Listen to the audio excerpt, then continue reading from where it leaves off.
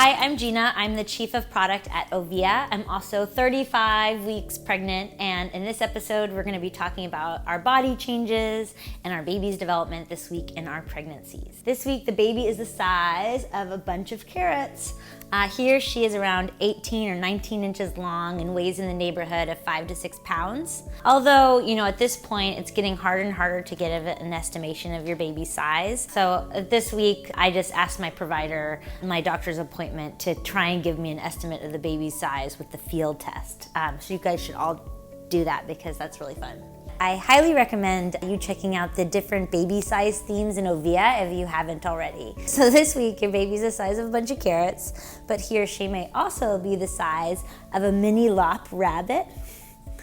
Aww. So baby is really getting big. It's crazy to think that this is actually the size, or rather length, of our little babies inside there. This week in pregnancy, your baby's moving. He or she is moving from the breech position down into your pelvis. And this actually happens sooner for first-time moms than for moms in their second or later pregnancies. And at this point in pregnancy, most of your baby's skeletal and organ development is complete. And with the exception of your baby's lungs development, most of the development is really just about the baby getting bigger and stronger.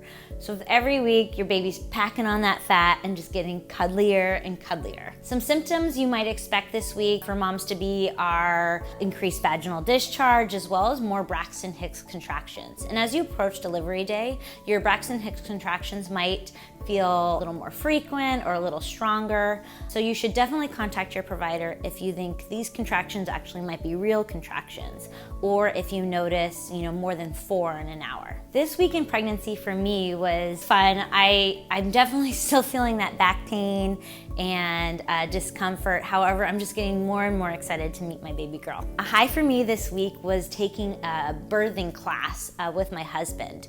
I was one of 10 couples there, and we learned all about what to expect in the delivery room, the different stages of labor, as well as different pain management methods. And I thought this class was incredibly helpful because I'm very afraid of the pain associated with labor, but just knowing what to expect in that delivery room and before the delivery room just made me feel a lot more in control, which I heard helps ease the pain on the actual day. It was also really helpful for my husband because he learned a lot about the experience from the videos and talking to others around what to say or do in the delivery room, or rather what not to say or do in the delivery room. A low for me this week was experiencing a lot of shortness of breath. I've had it for a few weeks now, but I notice even if I just walk down the street, I get a little shorter breath, and sometimes it feels like any way I sit or lay down, I've got to move positions in order to breathe.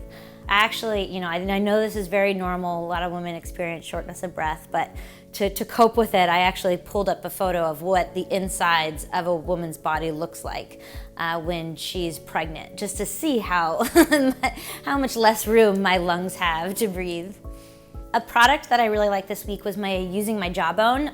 It's a fitness tracker, and it tells me, how many steps I've taken every single day, which has been super helpful during pregnancy because I just want to make sure I'm getting some level of activity in on a daily basis to help, prepare my body for labor and sort of ease up a lot of those symptoms. An app feature that I really liked this week was the contraction timer. I've been experiencing a lot of Braxton Hicks contractions, and mine aren't too bad compared to what I've heard from a lot of my friends that had them, but one day I experienced a lot of contractions, so I used the contraction timer just to make sure they weren't too frequent or too long. Please come back for next week's episode. We're going to talk all about baby's movements. Thank you so much for watching. At Ovia, I get the honor of being a part of millions of women's pregnancies every day, and I love that I get to share my pregnancy with you guys as well.